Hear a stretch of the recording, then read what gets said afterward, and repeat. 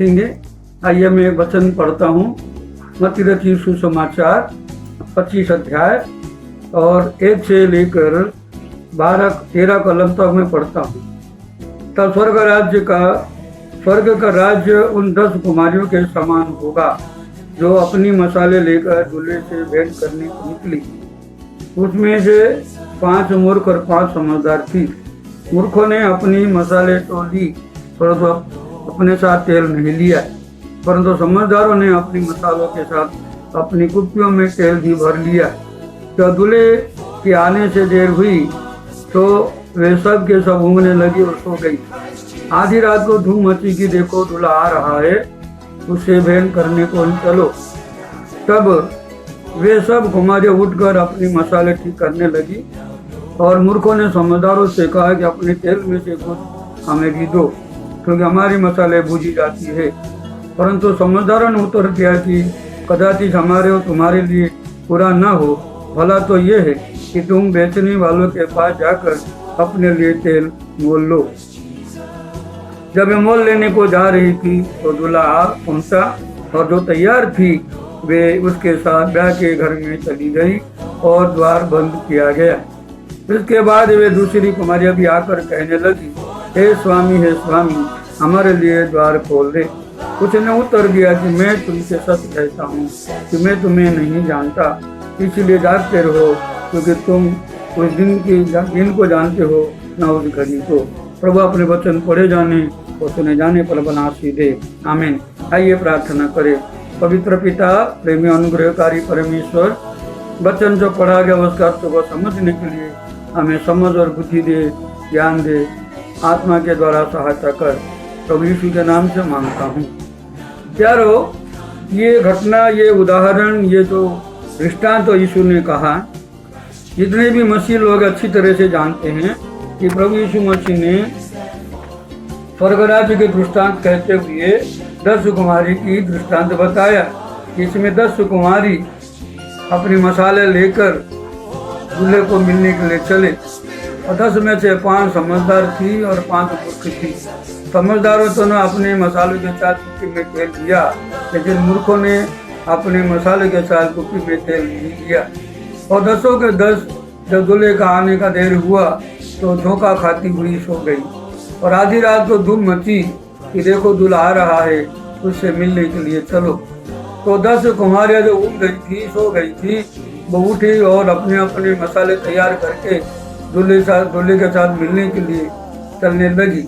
लेकिन जो 5 मूर्ख थी उनकी मसाले बुझ जाती थी और उनके पास कुप्पी में तेल नहीं था। इसीलिए उन लोगों ने, उन कुमारियों ने बाकी समझदारों से कहा कि हमें भी कुछ तेल दो। लेकिन समझदारों ने जवाब दिया कि हमारे पास वो तेल है, तुम्हारे लिए हमारे लिए बराबर नहीं होगा, काफ़ी नहीं होगा। इसलिए अच्छा होगा कि तुम जाकर दुकानदारों से खरीद कर लाओ। और वो खरीदने गई, तब दूल्हा आ पहुंचा। और दूल्हे के आने के बाद जो तैयार थी, वचन कहता है, और जब वो मोल लेने को जा रही थी तो दूल्हा आ पहुंचा और जो तैयार थी वे उसके साथ ब्याह के घर में चली गई और द्वार बंद कर दिया गया। ये वचन को मैं आपके सामने शेयर करना चाहूँगा कि वो अंदर चले गए और बाद में द्वार बंद कर दिया गया। मेरे प्यारो, आज समय है कि द्वार खुली है।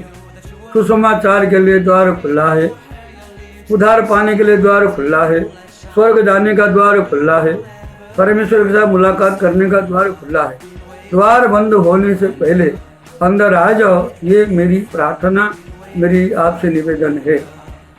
वचन के आधार पर मैं आपको कहना चाहूँगा कि प्रभु यीशु मसीह जब दृष्टांत कहे तब उनके मन में विचार था कि जब वो दोबारा आएगा जरूर कुछ लोग छूट जाएंगे। 10 के कुमारियाँ निकली, 10 के 10 तैयार थी, उनके हाथ में मसाले थी, सब कुछ था, लेकिन 5 समझदार थी, 5 मूर्ख थी। मूर्खता कैसी कि मसाले के साथ कुप्पी में तेल नहीं लिया। उनको मालूम होना चाहिए कि कुप्पी वो मसाले का जो तेल है वो खत्म हो जाएगा तो मसाले बुझ जाएगी और उसको जलाने के लिए तेल की जरूरत है। इसलिए मेरे प्यारो, उन लोगों ने उस मूर्खता के कारण जब दूल्हा आया वो घर में नहीं पहुंचे। मैं आपको पुराने नियम में से कुछ बातें बताऊंगा जब आदम और हवा को परमेश्वर ने बनाया और उनको एदन की वाटिका में रखा, वे एदन की वाटिका में थे और परमेश्वर ने उनको जो आज्ञा दी थी उस आज्ञा का उल्लंघन करके उन्होंने उस मना किया हुआ फल को खाया, शैतान के बातों में आया और परमेश्वर दूर हो गए। तब परमेश्वर ने उनको एदन की वाटिका में से निकाल दिया। जब आदम और हवा दोनों वाटिका में से निकाल दिए गए, वो धूप में कड़ी धूप में मेहनत करके खेती बाड़ी करके अपने अनाज उगाने लगे और उनके भी बच्चे हुए। तो एक दिन जब ये लोग अपने बच्चों को बताते रहे कि देखो ये सामने जो बगीचा है, कभी हम उसी बगीचे में रहा करते थे, लेकिन पाप के कारण परमेश्वर ने हमको उस बगीचे में निकाल दिया है। तब बच्चों ने कहा कि चलो एक बार और फिर चलते, अगर द्वार खुली होगी तो हम अंदर जाएंगे। इस विचार के साथ वो आए ताकि वो एदन की वाटिका में फिर से प्रवेश कर सके। लेकिन बाइबल बताती है कि परमेश्वर ने ज्वाला में तलवार और दूतों के द्वारा उस रास्ते को बंद कर दिया ताकि कोई दूसरा दोबारा उस एदन की वाटिका में घुस ना सके। मेरे प्यारे, एक बार पाप करने के बाद परमेश्वर के और जाने वाला दरवाजा बंद हो जाता है, वो द्वार बंद हो जाता है। मैं आपको बताना चाहूंगा कि नूह के जमाने में जब परमेश्वर नूह को बोला कि जहाज बनाओ और जहाज के अंदर नूह और उसके परिवार सब लोग चले गए। उत्पत्ति 7 अध्याय 16 कलम में लिखा है कि परमेश्वर अपने हाथ से उस दरवाजों को बंद किया, क्योंकि नूह ने करीब 120 साल तक जल प्रलय के बारे में प्रचार करता था, लेकिन लोगों ने उसको ठट्टों में उड़ाया, उसको पागल समझा, उसको मजाक उड़ाया और उसकी बातों को ध्यान नहीं दिया। लेकिन जब बारिश आई, पानी गिरा, जल प्रलय हुआ और जल ऊपर उठने लगा और जहाज के अंदर जितने लोग थे वो तो बच गए, लेकिन जहाज के बाहर जो लोग थे वो लोग आकर दरवाजे के बाहर खटखटाने लगे, ओ नूह कृपया द्वार खोलो, द्वार खोलो। तब तक तो परमेश्वर ने दरवाजा बंद कर दिया था। इसलिए मेरे प्यारो, दरवाजा बंद होने से पहले परमेश्वर के पास वापस आओ और परमेश्वर का आनंद अनुभव करो। तीसरी बात मैं बताना चाहूंगा कि मेरे प्यारो, अब्राहम व मूसा को परमेश्वर ने आदेश दिया कि एक मेमना ले करके उसे बलिदान करो और उसके लहू के द्वारा लहू अपने घर के द्वार पर अलंग पर लगाओ और घर के अंदर रहो। घर के अंदर अपने आप को बंद रखो, घर से बाहर निकलना नहीं, क्योंकि उसी रात मिस्र देश में परमेश्वर का संहार का दूत निकलेगा और वो मिस्र देश के जितने भी लोग हैं, चाहे राजा हो या गरीब, किसी भी घर में, सबके घर में जो पहलौठा है, जो पहला जानवर हो या मनुष्य, जो पहलौठा है उसको मार दिया जाएगा, वो मर जाएगा। लेकिन इस्राएल लोगों के लिए ये एक अनुग्रह था कि मेमने का रक्त लहू जो है, बलि करने वाला लहू जो है वो दरवाजे पर लगाया जाएगा। तो जितने लोग उस घर के अंदर थे सब बच गए। आज वैसे ही कोरोना वायरस के कारण हमको घर के अंदर रहने के लिए कहा गया, लेकिन अगर बचना चाहते हो कोरोना वायरस से तो घर के अंदर रहो और अपने घर के बाहर यीशु मसीह के लहू, तो छुटकारे का मायने है, जो छुटकारे का कारण है, उसे लगाओ तो आपको जरूर छुटकारा मिलेगा। यीशु के लहू के बिना छुटकारा नहीं है। आप कितने भी कोशिश कर लो, कितने भी प्रयत्न कर लो, नहीं होगा। केवल और केवल यीशु मसीह के लहू के द्वारा छुटकारा है। धन्यवाद इस संदेश सुनने के लिए। आइए हम प्रार्थना करें।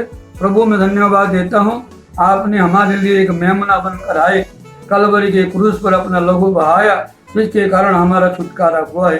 कोरोना वायरस से भी प्रभु बचने के लिए हमें लॉकडाउन किया गया है, लेकिन खाली घर में रहने से काफी नहीं है। घर के बाहर हमारे जीवन में प्रभु आपका लहू की जरूरत है। तो लहू हमारे जीवन में छिड़काव करो और हमारे चारों ओर बाड़ा बांध के आपके लहू के द्वारा हमको छुटकारा दो, सुरक्षा दो और कोरोना वायरस हमको बचाओ। सुनने वालों को, सुनाने वाले को आशीष दे, दया करो और अनुग्रह कर। प्रार्थना सुना, धन्यवाद। प्रभु यीशु के नाम से मांगता हूँ, सुन और कबूल कर देता। आमीन आमीन। प्यारो, अगर इस वचन के द्वारा आपको आशीष मिला तो कृपया नीचे दिए गए नंबर पर आप संपर्क करिए और हम आपके लिए प्रार्थना करेंगे। प्रभु सबका आप सबको आशीष दे, दया करे, अनुग्रह करे। आमीन।